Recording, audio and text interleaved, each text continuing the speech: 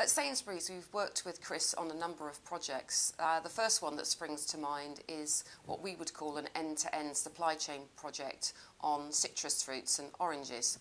And by end-to-end, we mean from field right through to consumer.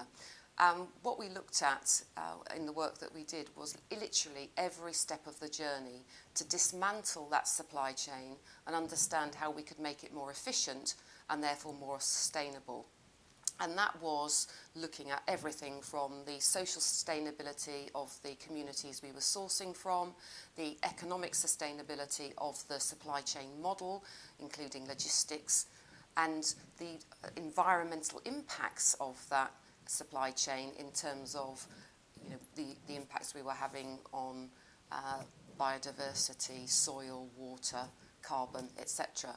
And I think what Chris gave us was the confidence to approach what we would see as very complicated supply chain work in breaking it down into manageable chunks and then looking at each of those things in a very analytical and scientific way. And that was invaluable to our understanding and consequently the changes that we have made to improve those supply chains and make them more sustainable. Another project that we worked with the Centre on was a publication, a book called Accounting for Sustainability, Practical Insights. And this was really a gathering of all of the practical work that has been done across a number of industries, including the food retail industry, around the subject of counting and accounting for the things that matter. So whether that's carbon, water, biodiversity, soil health. And again, one of the things that was invaluable was actually going through the interview process and going through the narrative that accompanied the scientific data.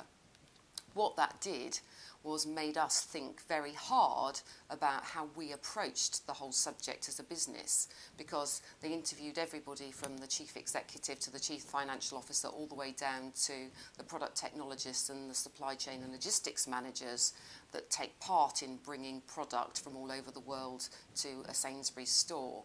And I think without that level of questioning and without that level of actually personal interest, because this is about a lot of people devoting a lot of time to things that they're passionate about, without that interaction, I don't think that we would have learnt as much from the process that we did. The book itself, Accounting for Sustainability, really is about bringing together a normal financial report, but applying the same rigour from an accounting point of view that you do to the financials of a company to the other aspects of how a company will trade. So the people and social aspects, the environmental aspects, and even the health aspects of what we do. And what that means is that shareholders and investors can look at a company and not just look at its short-term performance and its annual financial performance, but look at the sustainability of that business and its long-term prospects.